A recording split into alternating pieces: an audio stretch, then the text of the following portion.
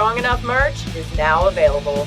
Go to strongenoughpod.com and see all the things that you can get to show your strong enough pride, as well as remind people and yourself that you are strong enough and you are worth it.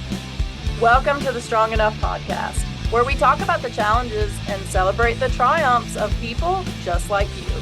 I'm your host, Claudia. Today's guest is going to share about her journey with Crohn's disease. She's also going to talk about what led her to reading and writing spicy romance novels. And she's going to share what we can expect from her very first release, Tempted by Eden. Please help me welcome Jade May. Jade, how are you doing today? I'm well, thank you, Claudia. How are you? I am well, and for the people that know me, they know I'm really well because I love a good accent. And you are bringing one of the best today. So if nothing more than to hear you speak, I'm stoked for this conversation today. That's hilarious. Thank you so much. Thank you for having me. Absolutely. Well, I know that we have a lot of very interesting and some very exciting things to talk about. So I would love it if you would tell the audience a little bit about yourself. Yeah, I'd love to. So, hi everyone. I'm Jade May. I'm a romance author and a chronic illness advocate. So, as you can tell from my accent, I'm Australian. I live in Sydney with my wonderful husband and my beautiful baby boy who's just turned 5. I'm a marketer by day and I moonlight as an author at night. So, I mostly write angst-filled romances that are hot and heavy with a little bit of kick, but it always culminates in a happy ending. My debut novel is called Tempted by Eden and it's releasing in October. So that's a little bit about me. I'm excited to talk about several of these things. So I'm going to start with probably what's going to be the least fun. I would love to talk about your chronic illness and how you've dealt with that because I also live with chronic illness. I know a lot of our viewers and listeners also live with different chronic illnesses. So will you talk a little bit about your journey through your chronic illness and how you deal with that today? Yeah, so I was diagnosed with Crohn's disease at a very tender age of 13, so right on the cusp of becoming a teenager. And for those who don't know what Crohn's disease is, it's basically an autoimmune disease. It's a type of inflammatory bowel disease, so it can happen and occur anywhere on your digestive tract, so anywhere from your mouth to your anus. But in saying that, it usually localizes in your small intestine. So what happens is your immune system attacks your lining of your bowel, so it makes it inflamed and makes it thick, and then which results in the narrowing of the bowel. So it stops anything from passing through, and that usually results in a bowel obstruction. So it's very excruciating.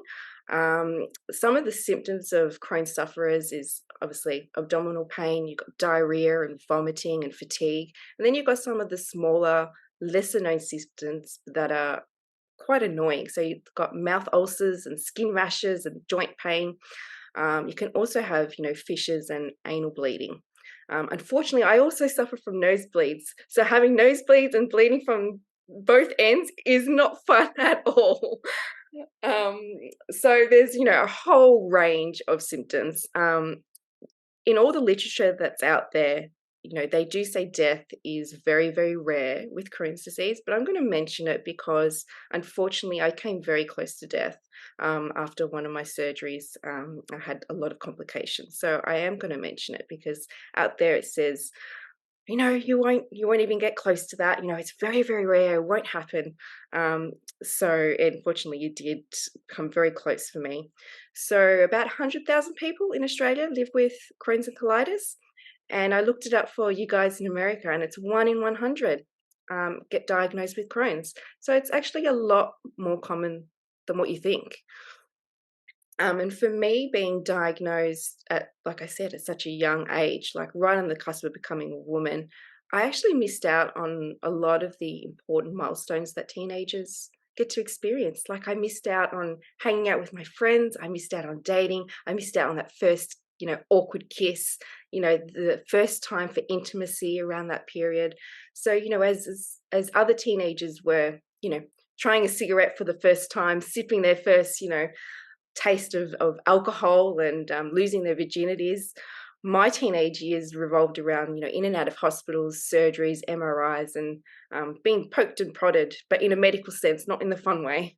Um, so that was my teenage years. That was my childhood, and looking back now, all of that severely affected my personal relationships now because caused by low self-esteem and really bad body image, and it basically stunted my social development and my growth because all of that I missed out, and I didn't get to do that until much, much later.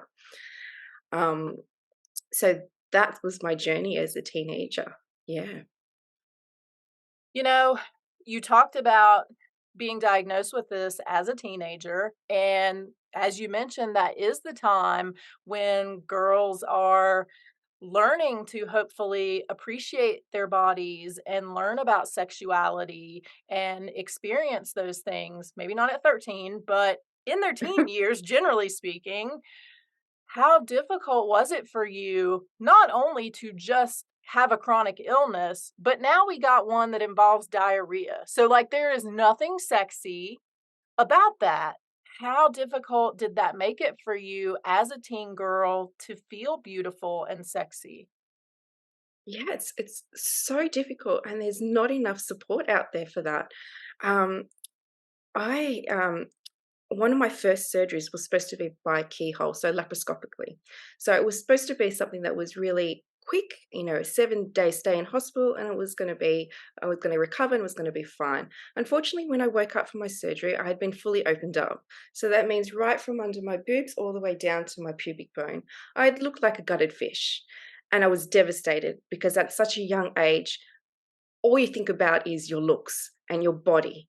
I absolutely hated my body at that time. So it was really hard to come to terms um, with that and to be able to experience dating. And it's only now, when I'm 38, after years of therapy, that I've come to terms with, to improve my self esteem and stop that negative self talk and to actually love my body and that it did the best that it could. And yeah, and like you said, Crohn's disease is not media friendly. There's just no, doesn't get any airtime because it's not sexy. It is not sexy. There's nothing sexy about, you know, wind, diarrhea. It's just not. And I know the Crohn's colitis here in Australia had a marketing campaign where their slogan was "Flush the stigma." It was good, it was cute, but at the same time, it did nothing to help the perception of it. And Crohn's sufferers have to deal with having bowel accidents when they're being intimate with someone. So that's constantly playing on your mind. And as you know, when you're intimate, if you're not in the moment, you're not present, and you're thinking about what's happening with your body and trying to hold it in, it takes you completely out of the moment, and there's no way that you're going to reach that big O, like at all. Like it just takes you out of the moment. And it takes time and it takes trust with your partner to be able to let go of that fear. So for me, if you think about your first sexual experience, your first time having intercourse, now think about that if you had a colostomy bag. It just adds a whole new layer of awkwardness and complications to your first time. So, yeah, honestly, like it's taken years of therapy to be able to be happy with my body. Yeah. I want to talk a little bit about marketing, since that is what you do by day. And what I want to talk about is the fact that in our society, anyway, there has been a push over the last few years to show more body types when it comes to lingerie and swimsuit ads and things like that. So we're seeing different shapes and sizes of women and men, But as I'm thinking about it, I don't know that we're seeing a lot of women or men with scars, a lot of surgical scars and a lot of colostomy bags or, other accoutrement that you may be carrying around with you. So, is it different in Australia? Are you guys seeing more people that look like you in ads? Or is that a place we still need to get to? No, we're same as America. There is absolutely no representation of people with disabilities in campaigns or in any sort of mainstream media, whether it's TV or film or magazines. It absolutely gets no representation. And it's kind of funny. I'm not sure if you guys have the same sort of phenomenon, but people with a disability aren't seen as sexual beings. It's this weird phenomenon that for some reason, if you have a disability, you're seen as someone that is asexual. So someone that doesn't have the desires or the needs for intimacy as someone, as someone else who doesn't have a disability. So it's such an intriguing phenomenon. And then, the same kind of phenomenon happens when you become a mother. First you're a woman with, great sexual needs. And then when you give birth, you're suddenly the sole carer of this small child. And then your sexual needs are, gone out the window. You're not seen as that being anymore. But the reality is that all humans need some sort of intimacy, whether it's physical or emotional. And I think that needs to change. That is absolutely not part of mainstream media here in Australia. Yeah, and I'm thinking about a show that I'm watching now because I watch way too much TV, Jade. But there is a girl in it who has scars on her back, but they're battle scars, basically. They are a triumph from her being abused. And so again, still though, so there's a scar here or there in TV, but not from yeah, I have this horrific, disease that my body is attacking itself. And so now I have this huge scar going down the middle of my chest because they had to go in and try to sew me back together. So I feel like we need to do something about that. But we're gonna table that for a moment because we can't change the whole world all in 1 hour. Maybe we can, but Mm. I want to talk about romance novels and I would love for you to share what gave you the ability and what led you to be able to explore your sexuality on paper and through your characters. Yeah, so if you've spent any time in hospital, you know that time moves differently there. It stands still. It is excruciating. My hospital visits are anywhere between 7 and 10 days. But when I had complications from my surgery, I spent over 2 months in hospital, and that felt like an eternity. So, one of the saving graces for me was reading. As a teenager, I had my nose buried in books. I loved getting swept up in fearless adventures and, lost in the fantasy of the supernatural. So, anything with werewolves and vampires and dragons. It was my jam. I absolutely loved it. But as I got older, my taste matured and my preferences matured, and I discovered romances, but specifically erotic romances. So anything with spice, and the spicier the better. I love devouring, pages of erotic novels that focused on different types of kinks. So that's where I learnt what was out there and available because I wasn't living. I was stuck in, the hospital bed. I learned about, domination, submission, bondage. I learned about praise kinks and degradation kinks and polymorphs. I mean, the list goes on and on. There is so many kinks out there. And I loved, I could not get enough of it. Through the power of reading and through those pages, I actually learned what I like sexually and what I didn't like. And that when I was ready to step back into the real world, I knew what I was looking for and I knew what I wanted to ask for from a potential partner. So that's it, like it just somehow helped me reclaim my femininity, and helped me embrace my newly found desires. And for me, that's what inspired me to become an author. If I could provide that escapism for somebody else and help them feel good about themselves or, reclaim parts of their sexuality, then that's a dream come true for me. I absolutely love that because it sounds like some of the confidence or the self esteem that you lacked from actual experience and from being able to put yourself out there and experiment, so to speak, you were able to gain a level of confidence by reading and learning and understanding that way what you would like and what you would be comfortable with. Would you agree with that? Yeah, absolutely. I got to put myself into the shoes of the heroine and experience all these, intimacy and love and all these different kinks through their eyes. So, it just provided a safe space to do that, without any risk at all to myself. I wasn't, I couldn't physically engage in any of those acts. So for me, that's what it was about. It was about escapism, but it was about experiencing it in a safe place. Do you feel like romance novels in general and then kink as a side are becoming more acceptable in general society? I think so. In Australia, yes. Yeah, we've come a long way, and I think it's part of the norm. As long as it's legal and it's consenting adults, any kink is absolutely fine, and there is no shame in it. Yeah. So let's talk about your book that we have coming out very, very shortly, Tempted by Eden. What was your inspiration?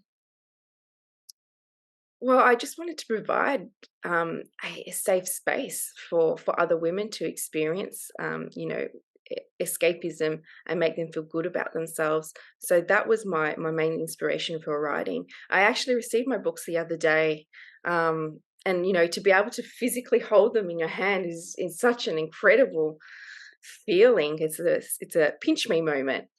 To see 2 years of hard work physically in your hands, it's amazing. My author journey, it was very, very quick.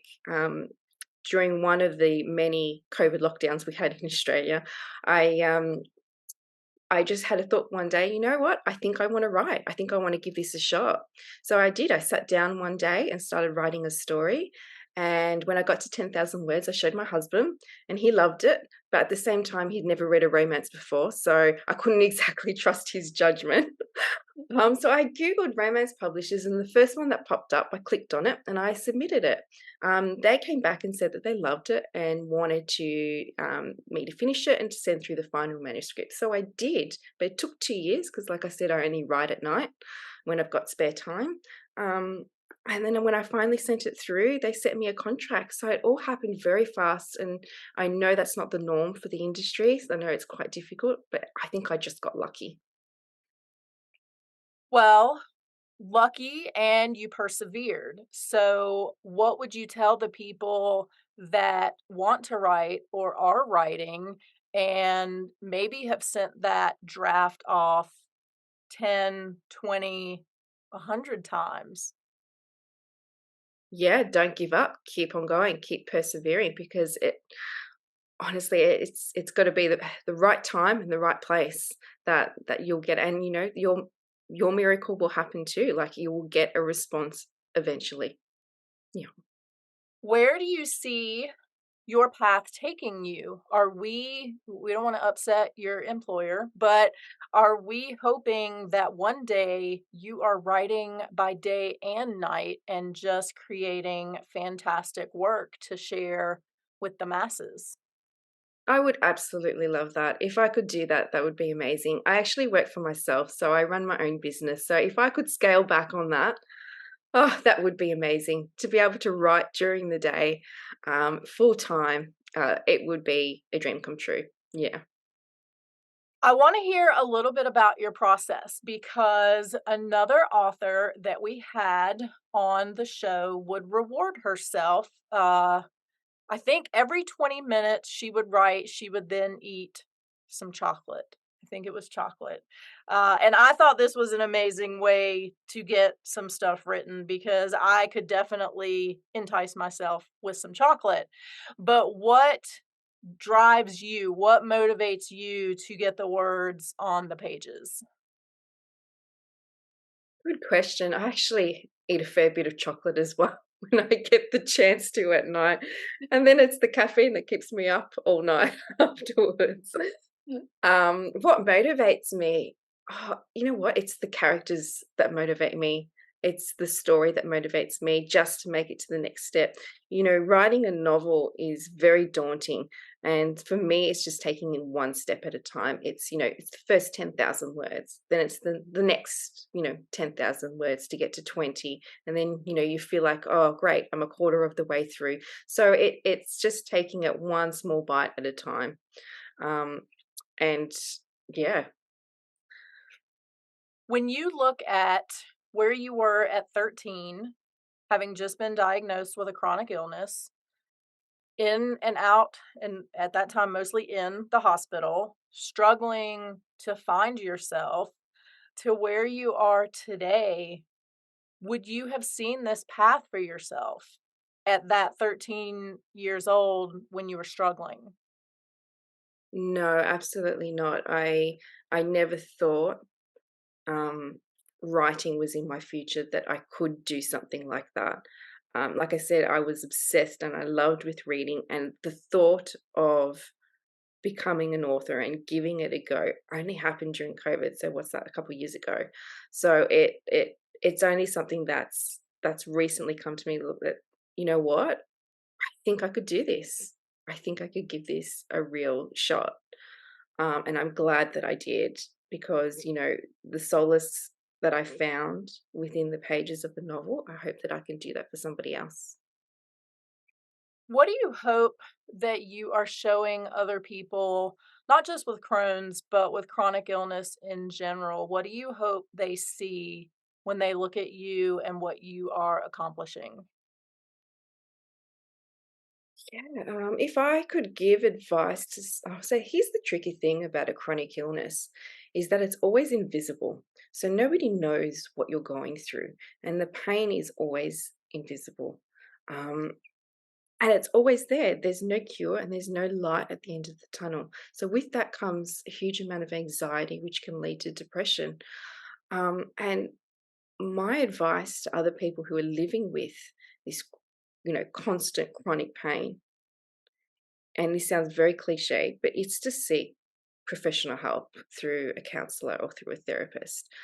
Um, and there's no shame in asking for help. I wish I had done it a lot sooner.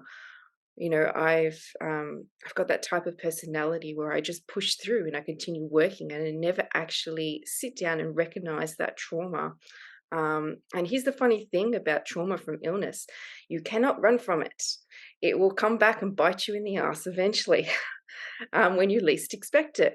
So it takes a lot of hard work, processing trauma, and building your self-esteem and quietening that inner monologue that you have that's always about negative self-talk.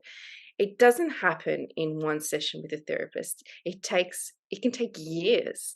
And it's hard work. You've got to be consistent. It's uncomfortable as well. Um, but in the end, it's worth it because you're worth it. And that's kind of like a funny thing, because some people don't think that they're worth it. They would rather put the time and the effort into their loved one when they're in need, rather than themselves. And that's mind blowing for me. And if I can't convince you that you're worth it, then do it for your children. Because if you've got children, or you're thinking about having children one day, do it for them, because you don't want to pass on generational trauma onto them. Like, it is so important to be able to have the help, and seek the help of a professional, because, like I said, it will come back and bite you in the ass eventually. I love a lot of what you just said. What I really love, though, is that you brought up trauma, because so many people think that trauma is something that somebody else does to us. It's something, whether it's abuse or neglect or something like that, that occurs generally at the hands of another.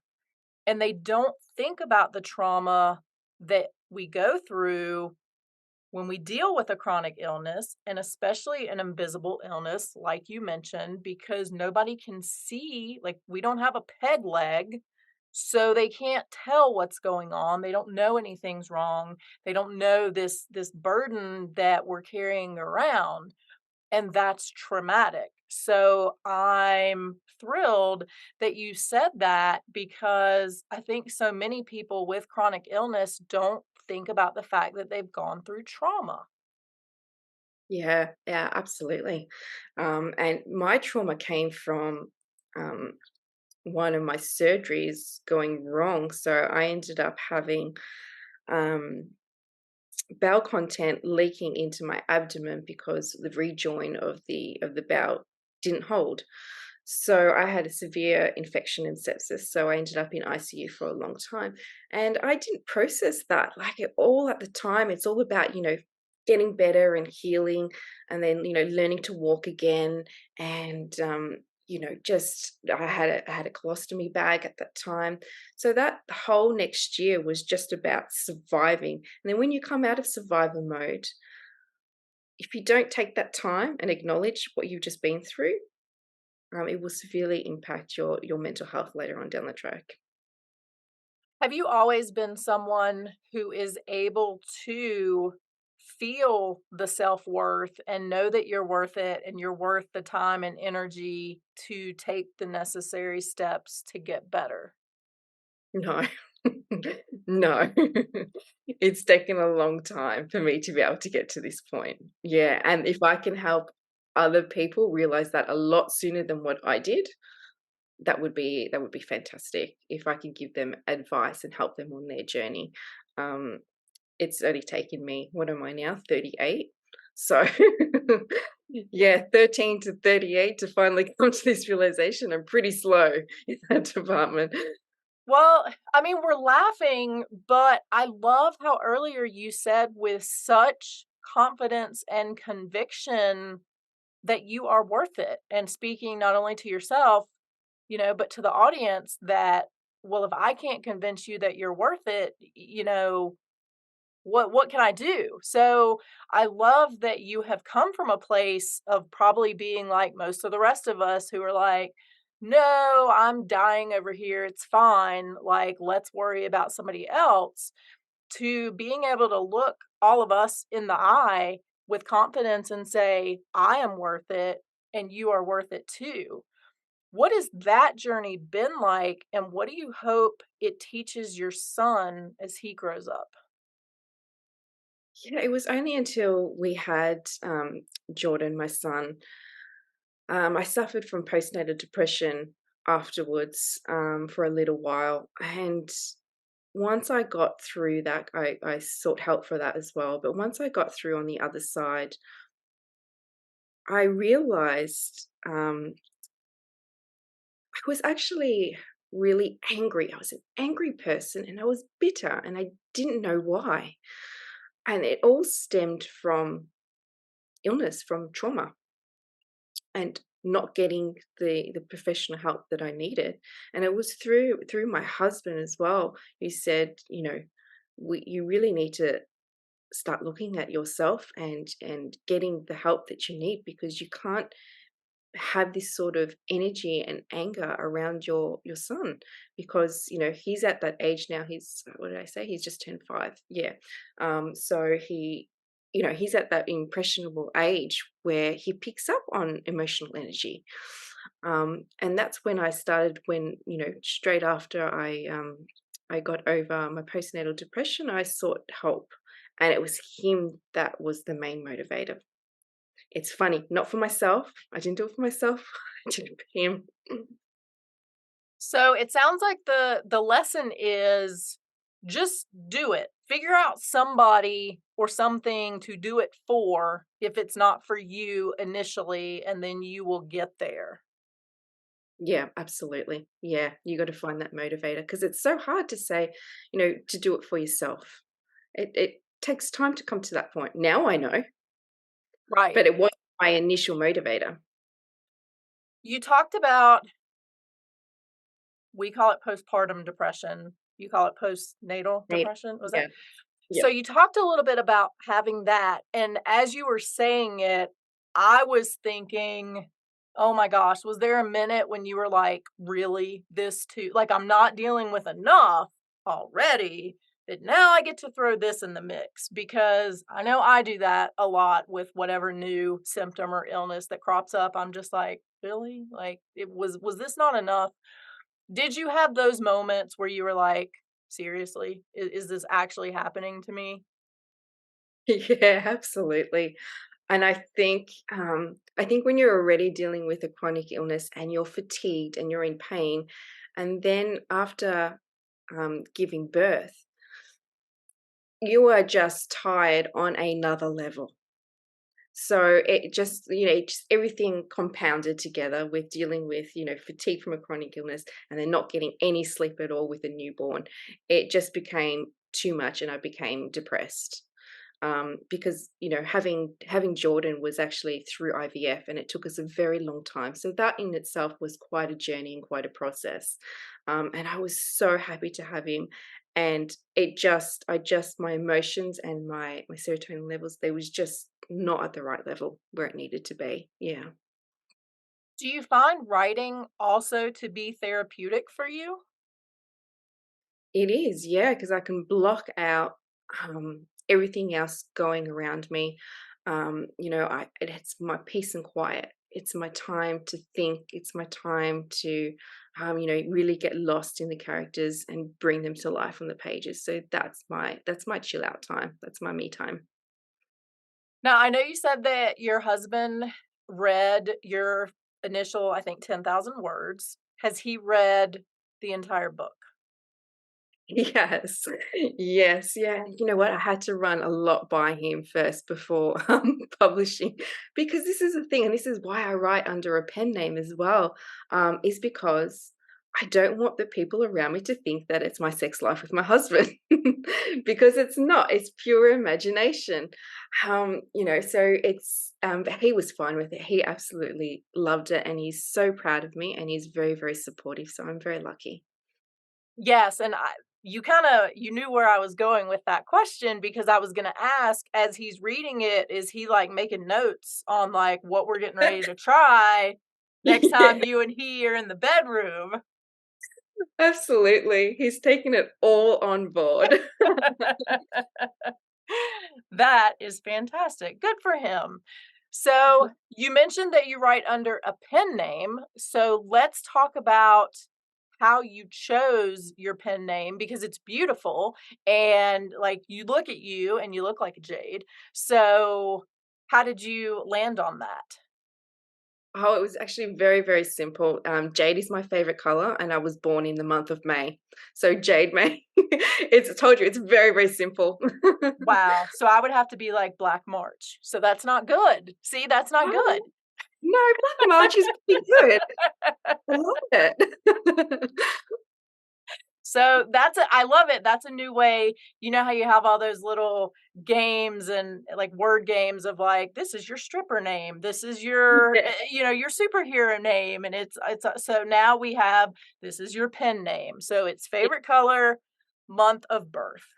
Yeah. I love this. We really are going to solve the world's problems today. I want to hear about what's next with your writing. So, we've got your book coming out in just a couple weeks. So, we're excited for that. Are you already writing the next one? I am actually. So the second book is called Seduced by Eden, and it continues the story. So it's in the same universe as the first book.